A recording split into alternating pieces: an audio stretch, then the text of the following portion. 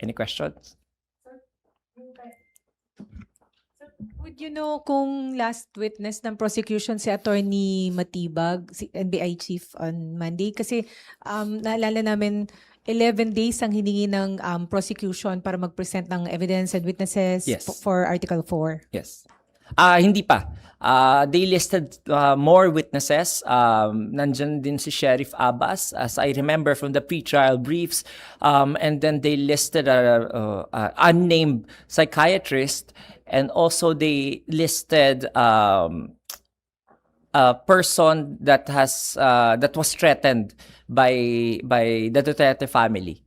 So those persons are still unnamed. Okay, so mababawasan lang yung 11 days because finorgo na po yung pagpe-present kina Attorney Lopez. Yes. I don't know as to the other witnesses. Marami pa eh. And then isa pa po, si Vice President Sara Duterte naglabas ng statement kanina, dinideny yung allegation.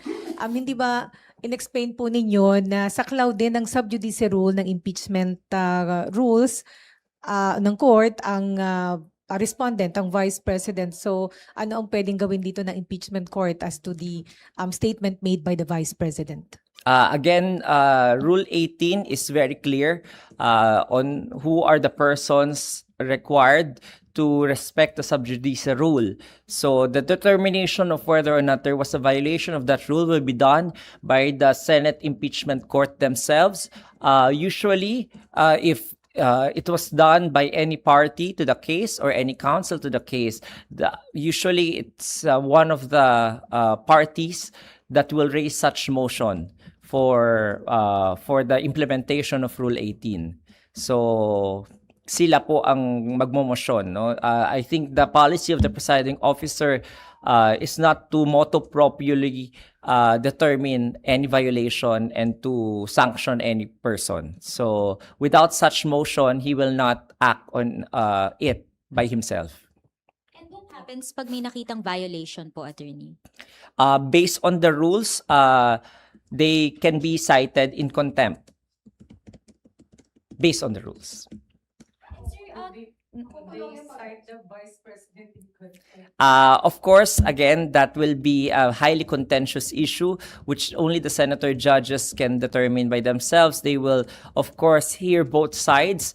There will be, again, several schools of thought. Sasabihin ng iba, hindi, di ba? May executive privilege, etc. Courtesy. May isa pang school of thought na pwede dahil nakalagay sa rules at wala namang special circumstance for her to be excluded from the rules. So, yun yung mga in-anticipate na mga contentious issues when the time comes. But it's only the Senate Impeachment Court who will determine it once motion or once the issue is put forth before it. But in general, Attorney, kapag ka may witness na kinontempt, katulad din kapag ka legislative body ay pwedeng ma-detain? May due process muna yan, no? So, papatanong muna, bakit mo ginawa ito? Bakit ka lumabag sa rules? O bakit ka lumabag doon sa proseso na kinokompel ka ng korte na sumunod o sa order ng korte? At pag nakapagbigay ka ng maayos at reasonable na dahilan, wala namang ipapataw sa'yo. Pero kung hindi ka makapagbigay ng dahilan o ayaw mong magbigay ng dahilan, then doon i-determine ng court, no? There are many ways naman to discipline parties in ordinary courts. Sometimes, most of the time, we are just merely admonished. Ang ibig sabihin ng admonished, pagsasabihan lamang ng impeachment court. Pinakamababa siguro diyan, papaalalahanan. And then, pagsasabihan. Tapos dun na magre-resort siguro to the more serious na penalty of contempt. So ang contempt po base sa natin, pwedeng either pagbayarin ng penalty o kaya naman po yun pwedeng i-detain hangga't hangga't sumunod ka doon sa utos ng korte. So those are general concepts in law na mababasa naman yan at makikita natin dyan sa rules of court natin pati sa Senate impeachment rules. Sir, mangyayari lang yan kapag may nag-motion na senator judge. Tama po, either senator judge po or any party po. Hindi po. Of course, pwede if the matter is brought forth before him or it was done in front of him, in front of the court. Kunwari, yan yung mga instances na parang sinasabing tumigil ka na magsalita tapos hindi ka tumitigil magsalita. So by obvious reason, the presiding officer would have to rule na you are in direct contempt of court because hindi ka sumusunod sa akin eh. So yun, as a matter of example lang. Attorney, yung sa tig 15 minutes po sa oral arguments, is that per request or 15 minutes total both request for subpoena ng bank tsaka tax records? Kanina hindi pa malinaw no kasi nga ang ruling ng presiding officer jointly na siya. So kasama na pareho 'yon na pag-uusapan kasi may mga joint issues sila doon. Pero nagre-raise nga ng si Senator Judge Alan Cayetano na ito ay different laws ang involved. So, I think pag-uusapan pa nila finally after the caucus kung ilang oras. But the determination of the presiding officer earlier is to give them 15 minutes and then 10 minutes per senator judge. Basta ang overall niyan is 1 hour. Kasi yun yung nakalagay sa rules. But of course, sabi niya kanina, he's open to discussing it after the caucus, after they hear the parties already, the oral arguments. Sir, clear na po ba na bukas din magkakaroon ng decision o after pa ng caucus, pag-uusapan nila sa caucus? Bukas na talaga magkakaroon ng desisyon after the caucus. So of course, the caucus will have to consider kung ano yung sinabi sa oral arguments. And at the same time, we'll have to consider the points of view of each of the senator judges. So that's why after the caucus, that's the time they will determine amongst themselves if they will go with the presiding officer's time limitation imposition, or they will have to extend or shorten it dun for the senator judges themselves. Sir, attorney, pengi lang po ng picture kung paano yung magiging takbo ng oral arguments. Kala ko picture ko.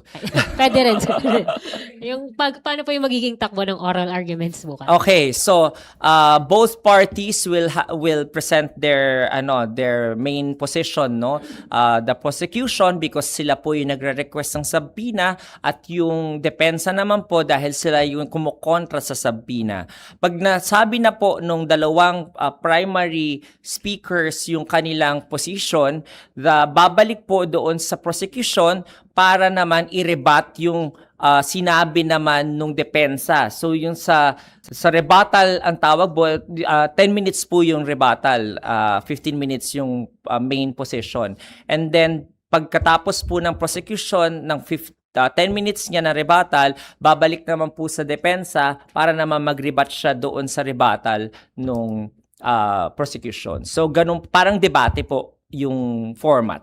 Tapos pwede po sumingit doon anytime yung mga senator judges or after pa nung rebuttals? After po ng rebuttals, after ng pareho nilang oral arguments, doon po magko-caucus, and only after the caucus will the senator judges are allowed to argue or even ask questions regarding the issue. Thank you po. Attorney, may explanation po ba ang House bakit gusto na lang ipasubpoena itong bank records tas yung BIR box given na nasa huling articles pa yung Article 2? Nasa pinakahuli siya sa... Wala naman sinabi yung BIR dun sa request nila for subpoena. As a matter of right, they have the right to ask for that compulsory process. So I think gusto lang nilang maaga masettle yung issue kasi nga nagkaroon ng issue dun sa BIR box. So mas mabuti nang maaga nilang na ibigay sa korte para at least medyo ma-lessen na rin yung burden on the impeachment court regarding these certain issues. And then sabi po kanina ni Senator Judge Chis Escudero, pwede po daw i-up ng prosecution ng Article 2? Pwede na siyang sumunod dito sa ano? Okay lang Yes. po ba yun? Pwede po ba yun? Yes, because under sa Supreme Court decisions, the prosecution has the right to to determine how they will present their case. And also, by parity of reasoning, the defense will also have that same right to on how they will present their case dun sa sequencing. Kaya nung una pa lang, pinayagan na sila doon sa unang request nila for the sequence to be jumbled, na hindi siya sequential, because of that same Supreme Court decision of Tanenge. Sir, di ba po Monday, nag-submit ng kanilang memorandum ang prosecution and defense tungkol dun sa subpoena for the bank and tax documents. So, ibig sabihin, kaya may oral argument because nag-oppose ang defense panel. Tama po ba? Pwede ba kami makahingi ng gist kung anong laman ng memorandum nila? Particularly po ng defense panel. Basically, ang arguments po against the issuance of the subpoena, which they have always argued since the time na nag-answer po sila, pati sa pre-trial brief nila, sinabi na po ng depensa na as to the BIR records, covered daw ng confidentiality yon, na absolute yung Section 270 of the tax code, na if the matter is walang exception ang impeachment doon sa BIR records na yon. Second, ang objection nila is to the term of the ITRs and the tax records that is being asked, nakasama yung mga years na bago pa man naging yung vice presidente, bago siya naging impeachable officer. Tapos data privacy violation, at saka dun sa mga 22 business interests, yung separate juridical entity of the corporations, na hindi pwedeng ipasabina yon kasi they are not parties to this case dahil sila ay iba yung identity ng korporasyon doon sa mga stockholders. So yun yung some of the arguments that I remember from the memorandum. Okay, thank you, Attorney. So tomorrow po, walang witness, oral argument lang talaga and decision doon sa pagpapasabina sa bank and tax records? Tama po, yun lang po. Attorney, sorry.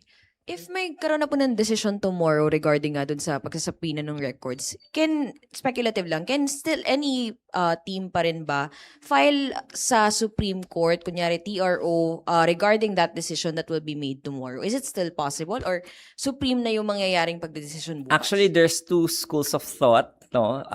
May mga strict constitutionalists, yung mga textual constitutionalists, they say that it is only the Senate as a impeachment court who has the sole power to try and decide. So any matters regarding the trial is within the powers only of the Senate and cannot be reviewed by the court. There is another school of thought, yung mga liberal constitutionalists would argue that the impeachment proceedings is not outside of the judicial power of the court to determine whether a grave abuse of discretion resulting to lack or excess of jurisdiction na pwedeng tingnan ng korte at i-review. So dalawang nagtutunggali ang school of thought. Hindi pa natin alam kung ano yung mananaig. Attorney, follow-up ko lang din po regarding dun sa BIR box. Meron na po bang coordination yung impeachment court sa Palace? Kasi nung nakaraan, nabanggit po ni Senator Lacson na yung hindi niya po susuportahan kung walang authorization from the President na buksan itong BIR box, and nagpahayag din po yung palasyo na pag-aaralan nila itong pagbubukas nga ng BIR box na naglalaman ng tax records ni VP. May coordination na po ba kaya? Wala kaming naririnig regarding that because it is not the impeachment court's duty na makipag-coordinate sa palasyo.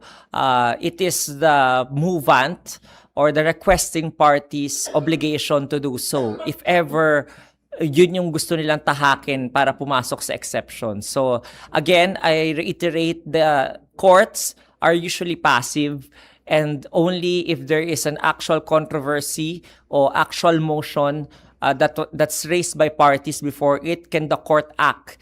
It cannot be proactively acting on things na wala namang issue pa for the meantime sa harap niya. So clarify ko lang, attorney. So dapat PROSEC ang mag-request nito? Kasi sila po nagre-request nun sa impeachment court na i-issue. Thank you po. So, maklarify na po. Kasi bank and tax records yung pinapasapina. So, doon sa tax records, doon po walang exemption ng Tatlo impeachment. po. Sorry. One, sa BIR po, the tax records, no? Tax records of the respondent, the husband of the respondent, and also the 22 corporations that are allegedly connected to the respondent. As to the Anti-Money Laundering Council, the reports, the investigation, the STRs, so suspicious transaction reports, and all other work product of the AMLC as regard to the respondent, the husband of the respondent, and the 22 business corporations as well. So, yun yung mga hinihingi nila. Tapos sa mga bangko, they also ask subpoena duces tecum sa mga banks na with stated na mga bank accounts and bank account name. Directly yun na i-issue sa bank. So tatlong subpoena, tatlong chunk of subpoena halos yung makikita natin ipapa-issue. Ay no po. So yung ang walang exemption po sa impeachment ay yung tax records. Tama po ba? Pero yung mga bank Section records... 270, sinasabi po ng depensa Yeah. na ano po, na confidential po yun. So, ang sinasabi ng prosecution, hindi naman confidential yun kasi nga parang impeachment should override the privacy considerations of the tax code. Yes, so pero sa tax records po yan. Pero yung sa bank records... Sa bank ganun din records ba po, ang dalawang argument? issue rin po doon. One, sa peso deposits. Sa peso deposit po, merong exception sa bank secrecy law on impeachment proceedings. Habang sa foreign currency deposit law, wala pong exception. So, yun yung ina-argue rin ng depensa na hindi rin pwede po. And then lastly, yung argument nila sa data privacy. That it will violate the data privacy law. Nasagot naman po rin ng prosecution yung bawat issue na yon dahil anticipated na naman po ng prosecution din kung ano yung mga issues na i-raise ng depensa. Kaya maganda po yung legal arguments tomorrow. Lahat tayo matututo po. Yeah, nosebleed po ulit tayo. May questions ako? Wala na? Okay, salamat. Thank you.